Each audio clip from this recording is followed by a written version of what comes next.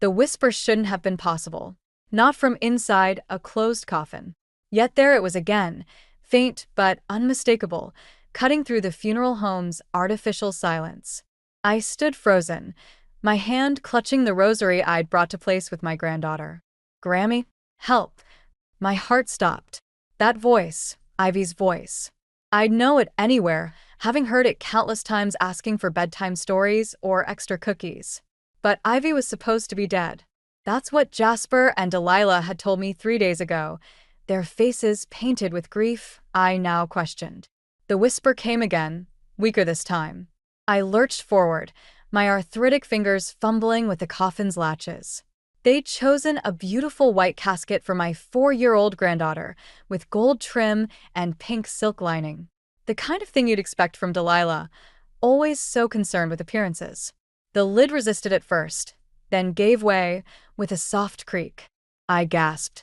Ivy lay there, bound in her favorite purple dress, her small chest rising and falling with shallow breaths. Her eyes fluttered open, glazed but alive. "Grammy," she whispered again, reaching for me with trembling fingers. My hands shook as I lifted her out, cradling her like I had when she was an infant. She felt lighter than I remembered Frylier.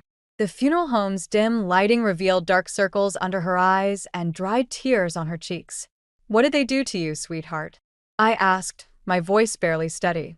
"Mommy said I had to be quiet. She said it was a game." Ivy's words slurred slightly, but I didn't like it. It was dark and scary. The front door chimed.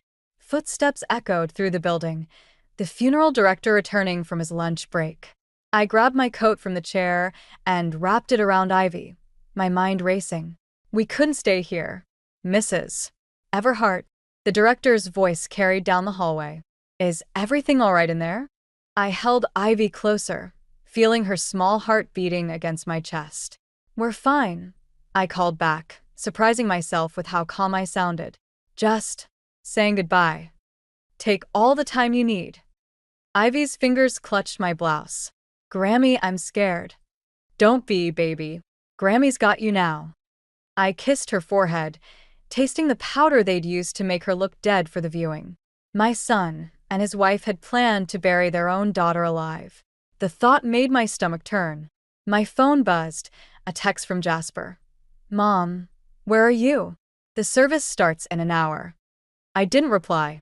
Instead, I moved toward the room's side exit, grateful I'd insisted on this private viewing time. My car waited in the back lot, and I had maybe minutes before someone came looking. "We're going on a little trip," I told Ivy, trying to keep my voice steady. "But first, I need you to tell me everything. Everything about this game Mommy and Daddy made you play." Ivy's next words chilled me to the bone. They said the new baby needed more room. That heaven would be better for me. She paused, her small body trembling. But I heard them talking about the insurance money too. The pieces clicked into place. Delilah's difficult pregnancy with their son. The recent financial troubles Jasper thought he'd hidden from me. The rushed funeral arrangements. My own flesh and blood had tried to murder their daughter for money. I started the car, my mind already mapping out our next moves. They'd chosen this funeral home for its reputation of discretion. Now that same privacy would buy us the time we needed to disappear. "Rest now, sweetheart," I whispered to Ivy as she drifted off in the back seat. "Grammy's going to make everything right, and God help anyone who tried to stop me." The motel room's flickering light cast shadows across Ivy's sleeping face as my phone buzzed for the 20th time. Jasper's name flashed on the screen again. I silenced it, remembering the last conversation we'd had 3 weeks ago, before all this madness started. "Mom, you need to stop hovering," he'd said, standing in his marble kitchen, adjusting his tie with manicured fingers. "Ivy's fine. Kids get quiet sometimes." "She's not eating, Jasper." She flinches when Delilah comes near her. I'd reached for his arm, but he'd stepped away, like my touch might wrinkle his perfectly pressed suit. "You're imagining things. Delilah's an excellent mother." The memory made my hands shake as I checked Ivy's temperature. The drug they'd given her was wearing off, but she still felt too warm. I'd need to risk getting her to a doctor soon, one who wouldn't ask too many questions. My phone lit up again, this time with a text from Delilah. Please, Viola. We're worried sick. Just tell us where you are. I almost laughed. Worried sick? After what they'd done. A knock at the door made me freeze. Through the thin walls, I heard a familiar voice. Vi? It's Miriam. Let me in. I hesitated, then checked the peephole. Miriam Blake stood there alone, her silver hair disheveled, holding a paper bag from the pharmacy. How did you find us? I asked through the crack in the door. You really think I wouldn't recognize your car at the Blue Pine Motel? I've known you 30 years. She pushed past me, setting the bag down. The whole town's looking for you too. There's talk of kidnapping charges. Kidnapping? My voice cracked. They tried to bury her alive, Miriam. I believe you. She glanced at Ivy, her expression softening. But you need a plan. Jasper's got the police convinced you had some kind of breakdown after Robert died. My late husband's name hit like a punch to the gut. He's using his father's death against me? He's using everything he can. Says you've been unstable, imagining conspiracies. Miriam pulled out children's Tylenol and fresh clothes from her bag. Delilah's playing the devastated mother perfectly. You should see her performance at the hospital with the new baby. The baby. In all this chaos, I'd almost forgotten about my newborn grandson. How is he? Healthy. They named him Finn. Miriam paused. Vi, they're painting you as the villain. You need proof of what they did. Ivy stirred, whimpering in her sleep. I smoothed her hair, noting the slight bruise on her temple where they must have struck her. Would pictures be enough? Maybe, but you'll need more. Miriam's eyes narrowed. What about the funeral home? There must be paperwork, something showing they knew she was alive. The director seemed clueless. But I remembered something. Delilah insisted on handling all the arrangements herself. Said she had a special understanding with them. That's worth looking into. Miriam checked her watch. I should go before someone notices my car. But Vi. She gripped my hand. Whatever you do, don't trust anyone else. Not even people who seem sympathetic. Money talks in this town, and Jasper's got plenty of it. After she left, I sat watching Ivy sleep, my mind racing. The bruise on her temple told one story, but we'd need more. Something concrete that would force Jasper and Delilah to face justice. My phone buzzed one final time. A text from an unknown number. Mrs. Everhart, this is Thomas from Peaceful Rest Funeral Home. There's something you should know about your son's payment arrangements. Please call when you can. I stared at the message, hope and dread mixing in my chest. Whatever Thomas knew might be the key to saving Ivy, or the trap that would destroy us both. Thomas from the funeral home met me behind the Quick Mart at midnight, his hands shaking as he passed me a manila envelope. Mrs. Everhart, after you left with Ivy, they came looking for these. He glanced over his shoulder. Your son offered me money to destroy them. Inside the envelope, I found forms with Delilah's elegant signature, dated weeks before Ivy's death. Prearrangements, payment schedules, and something that made my blood freeze, a medical waiver declining standard embalming procedures. They knew she'd be alive, I whispered. There's more. Thomas pulled out his phone, showing me security footage. Delilah entering the funeral home 3 days before the service, carrying a small medical bag. She said it was makeup for the viewing, but the sedatives. Of course. My phone buzzed, Jasper calling again. This time, I answered. Where's my daughter? His voice was steel wrapped in silk. Which one? The one you tried to bury alive, or the one you're pretending to grieve for? A pause. Mom, you're not well. We can get you help. I have the funeral home documents, Jasper. And the security footage. The silk disappeared. If you go public with this, you'll destroy everything. The business, our reputation. You tried to murder my granddaughter. It wasn't like that. His voice cracked slightly. We were desperate. The company's failing. The new baby's medical bills. Delilah's father threatened to cut her off unless we produced a male heir. The insurance money would have solved everything. I thought of Robert, how proud he'd been of our son. Your father would be ashamed. Don't you dare bring him into this. Jasper's composure slipped further. You have no idea what it's like, trying to keep everything together. Delilah's family, the social obligations, the expectations. So, you decided Ivy was expendable? Another pause. Where are you? Somewhere safe. And I'm going to make sure everyone knows what you did. Think carefully, Mom. His voice turned cold again. Who will believe you? The grieving grandmother, traumatized by her husband's death, kidnapping her supposedly dead granddaughter? I have friends in the police department, in the DA's office. Delilah's father owns half the judges in the state. Behind me, Thomas cleared his throat. Mrs. Everhart, there's something else you should see. He handed me another document, a life insurance policy on Ivy, taken out just months after her birth. The beneficiary wasn't Jasper or Delilah. It was their unborn son. They planned this from the beginning, I said, my hands trembling. From the moment they knew they were having a boy. My phone buzzed again, a text from Miriam. Police at your house. They're calling it a kidnapping. Get out now. I have to go, I told Thomas. Will you testify if it comes to that? He nodded slowly. My daughter's Ivy's age. I couldn't live with myself if I didn't. As I drove away, another text came through, this time from Delilah. We can fix this, Viola. Come home. Bring Ivy. We'll say it was all a misunderstanding. I deleted it without responding. They'd underestimated me, thought I'd be too weak, too proper to fight back. But they'd forgotten something crucial. A grandmother's love is fiercer than any social obligation or financial pressure. In the rearview mirror, I saw police lights in the distance. They were coming, but I had what I needed now. Evidence, an ally, and most importantly, the truth about how long they'd been planning this. Ivy stirred in the back seat. Grammy, where are we going? Somewhere safe, sweetheart. And this time, we're going to make sure everyone knows exactly what Mommy and Daddy did. The truth would come out, even if it burned our family's perfect facade to the ground. Miriam's cabin sat deep in the woods, far from cell service and prying eyes. As I helped Ivy settle into the spare bedroom, my friend's expression darkened. The police searched my house this morning, she said, closing the bedroom door. Delilah's father was with them. That man gives me chills. Maxwell Monroe. The name tasted bitter. What did they want? To remind me that helping fugitives is a federal crime.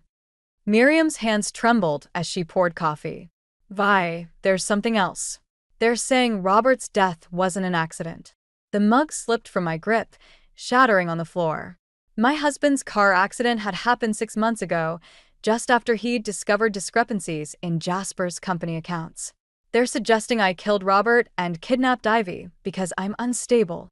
The pieces clicked together with horrifying clarity. They're trying to discredit me before I can expose them. A small voice came from the bedroom. Grammy, I'm thirsty. I started to move, but Miriam caught my arm. There's a detective asking questions about Robert's brake lines. They're building a case against you. Through the bedroom door, I could hear Ivy humming the lullaby I used to sing her. The same one I'd sung to Jasper as a baby. They won't stop until they destroy us both. Then destroy them first. Miriam pulled out her laptop. Remember that notebook you mentioned? The one with their plans? It's in Jasper's study. But the police are watching your house, yes. But not mine. She smiled grimly. And they don't know about Thomas from the funeral home. Or the security footage. A knock at the front door made us freeze. Through the window, I glimpsed a familiar car. Maxwell Monroe's silver Bentley. Back door, Miriam whispered. My car's ready. Take Ivy and... The door burst open. Maxwell stood there, his expensive suit immaculate, 2 police officers behind him. Viola. His smile never reached his eyes. You've caused quite a mess. How did you find us? He gestured to Miriam, who wouldn't meet my gaze. Everyone has a price. Even old friends. My heart stopped. Miriam. I'm sorry, Vi. Tears streaked her face. They threatened my grandson's custody case. I had no choice. Maxwell stepped closer. Where are the funeral home documents? Safe. I backed toward Ivy's room. Like the evidence about Robert's brake lines? His smile faltered slightly. Careful, Viola. Grief can make people imagine terrible things. Grammy? Ivy appeared in the doorway, clutching her stuffed rabbit. I don't feel good. The room spun as I noticed the empty medicine cup by Miriam's coffee pot. What did you give her? Just something to help her sleep, Miriam whispered. They promised they wouldn't hurt her. I caught Ivy as she stumbled, her small body burning with fever. Maxwell watched with cold calculation.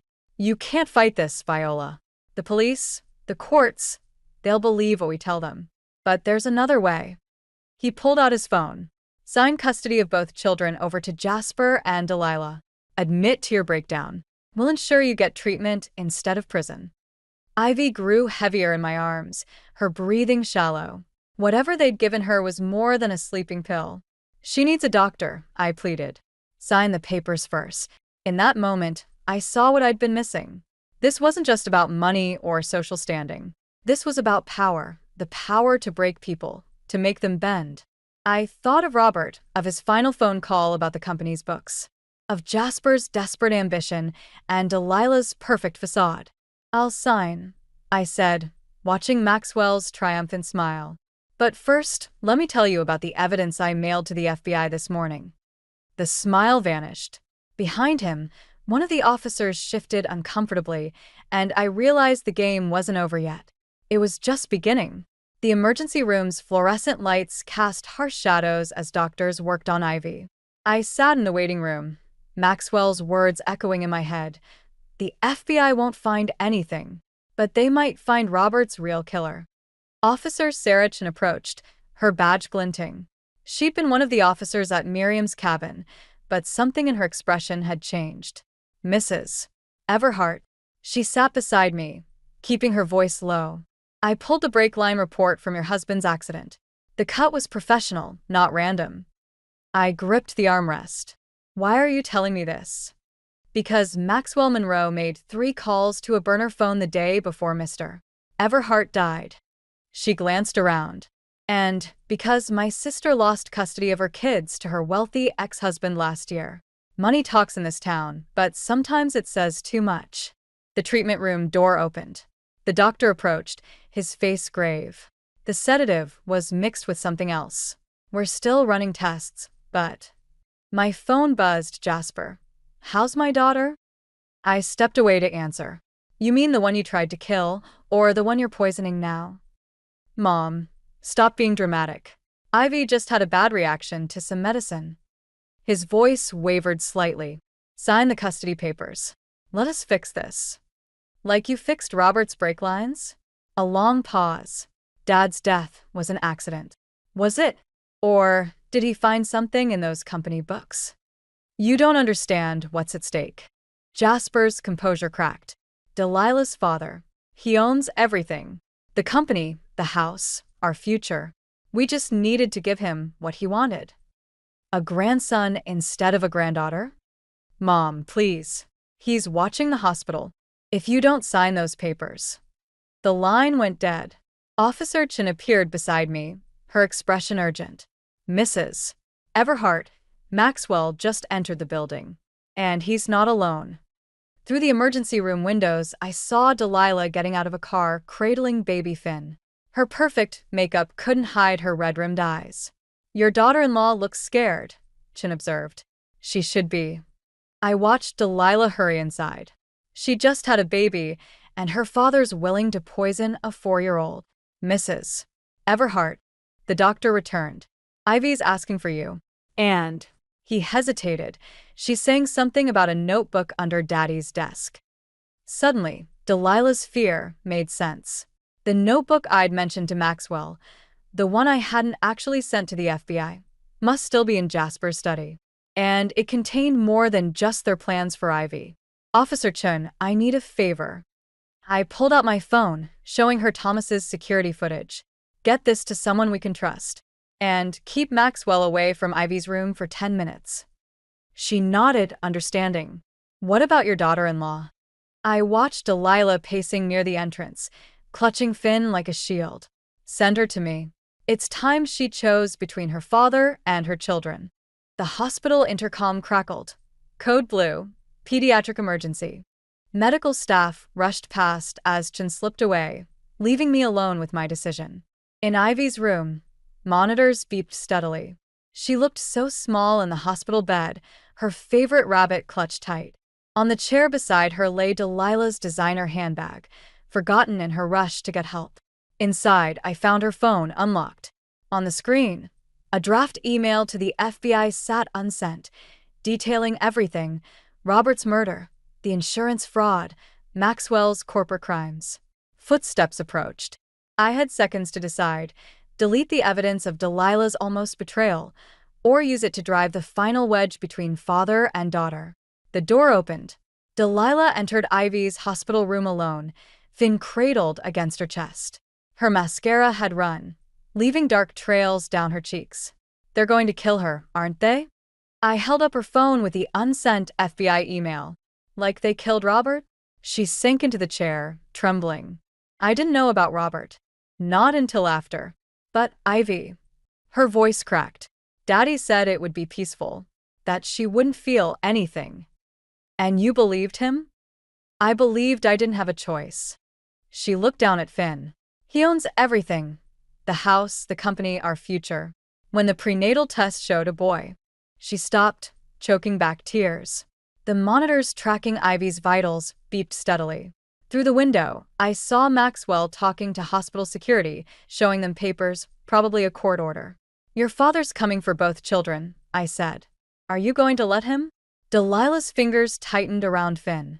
He'll destroy us if I don't. He's already destroying you. I moved closer to Ivy's bed. Look at your daughter, Delilah. Really look at her. Ivy stirred, her small hand reaching out. Mommy. Something broke in Delilah's expression. She stood, about to step forward, when the door burst open. Maxwell entered, flanked by security and a woman in a suit. Child Protective Services, the woman announced. We have an emergency custody order for both children. Maxwell's smile was razor-sharp. It's over, Viola. The judge agreed you're unstable, a danger to these children. No. Delilah clutched Finn tighter. Daddy, you promise. Quiet, dear. His tone could freeze hell.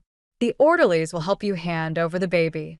Officer Chen appeared in the doorway, but Maxwell held up a restraining order. The police have no jurisdiction here.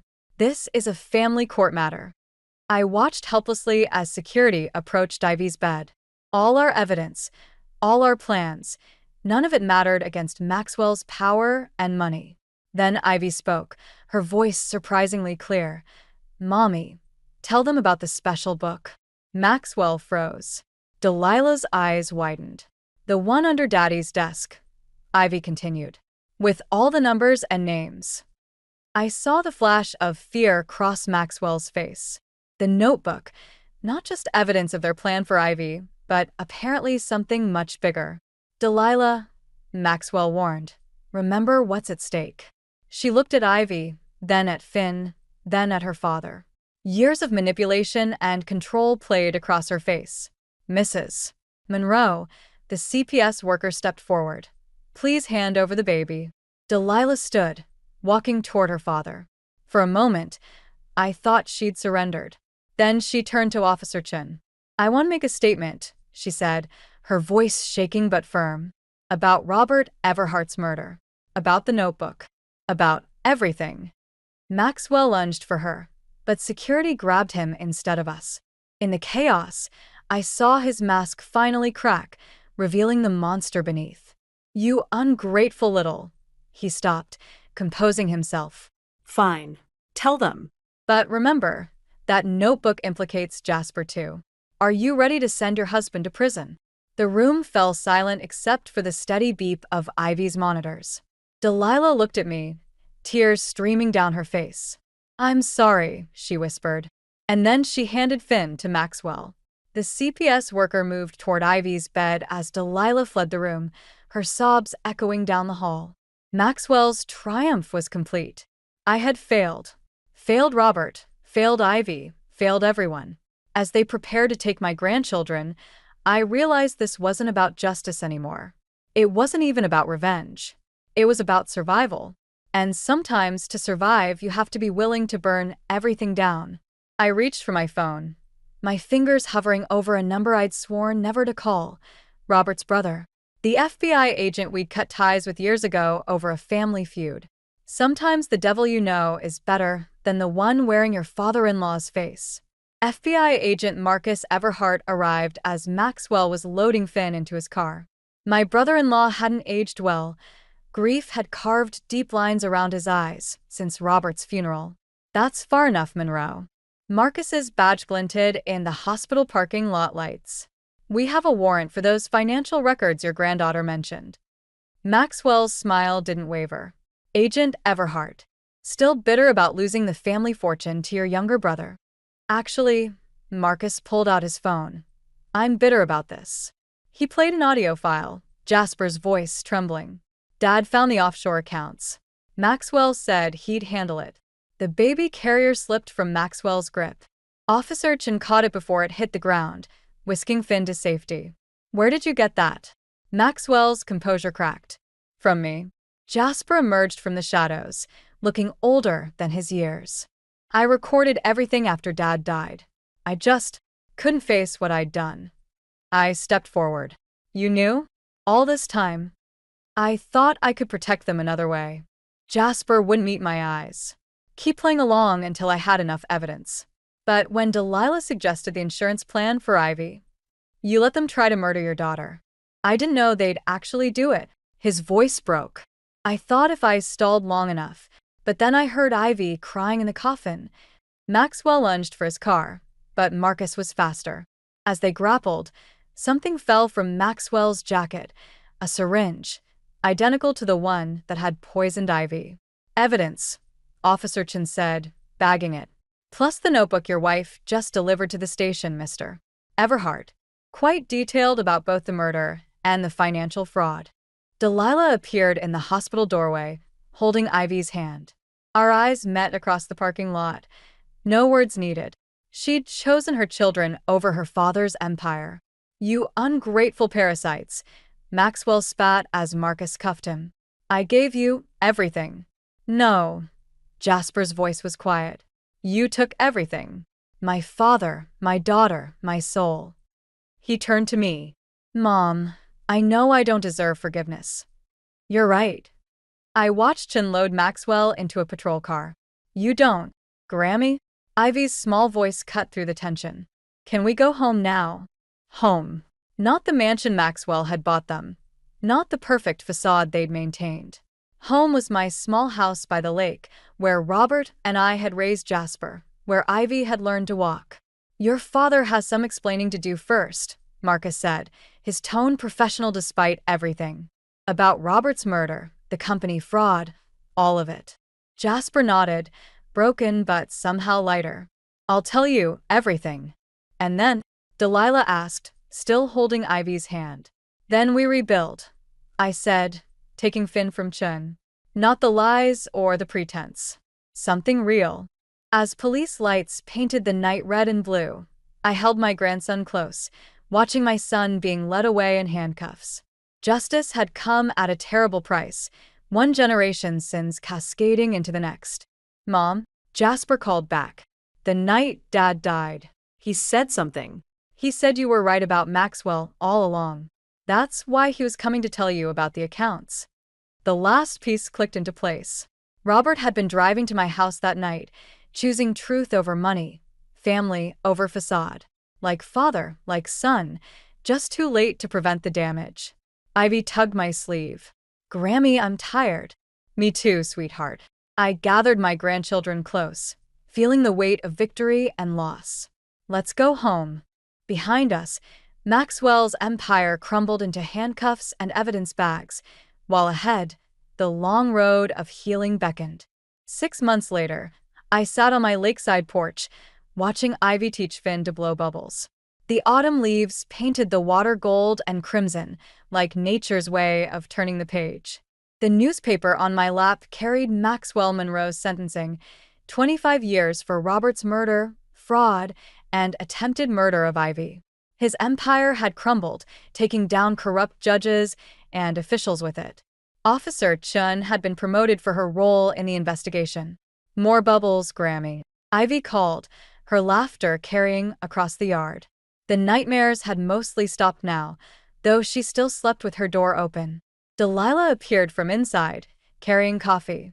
She'd moved into the guest house after selling the mansion, using the money to start a foundation for children of domestic abuse. Jasper's hearing is tomorrow, she said quietly.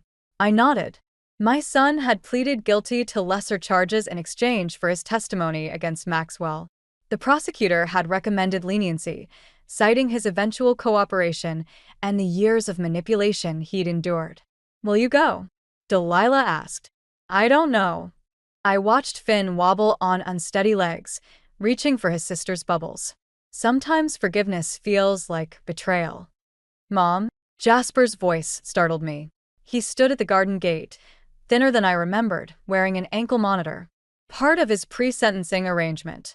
The restraining order, I started, is still in effect, I know. He stayed outside the gate. I found something in Dad's old files. Something you should have. He placed an envelope on the fence post. Delilah retrieved it, her hands trembling slightly as she passed it to me. Inside was a letter, dated the day Robert died. My husband's familiar handwriting filled the page. Vi, you were right about Maxwell. About everything. I'm coming home to tell you the truth. To make things right. To save our son from what he's becoming. He never made it home, Jasper said softly. Because I told Maxwell he was coming. Ivy looked up at her father's voice. For a moment, she seemed torn between running to him and staying with Finn. She chose her brother, wrapping protective arms around him. I don't expect forgiveness, Jasper continued. But they deserve to know their father tried to do the right thing, in the end, like you did. The autumn wind stirred Robert's letter. I thought of all the choices that had led us here, the ones made from fear, from love, from desperate need for approval. Grammy, Ivy called again. Finn's getting sleepy. Go, I told Jasper. The hearing's tomorrow. We'll see. He nodded, understanding the weight of those words. As he turned to leave, Ivy suddenly ran to the gate. Daddy. Her small voice carried years of questions. Did you love us? Even when you were scared? Jasper knelt, keeping his distance but meeting her eyes. Every second. I just forgot how to show it, like Grandpa forgot sometimes. No, sweetheart. Grandpa remembered. That's why he was coming home. I gathered Finn from the grass, feeling Robert's presence in the way the baby gripped my finger, in Ivy's quiet strength, in the painful hope of redemption. Time for naps, I announced, ending the moment before it could break us all. Later, as my grandchildren slept, I sat with Robert's letter and a photo album. The last picture of our family together showed Jasper holding newborn Ivy, his face full of possibility rather than ambition. Sometimes healing doesn't mean forgetting. Sometimes justice isn't about punishment. And sometimes the hardest part of love is letting it change shape without letting it go completely. I placed Robert's letter in the album. Tomorrow would bring its own choices, its own chances for redemption. For now, the sound of my grandchildren's peaceful breathing was answer enough.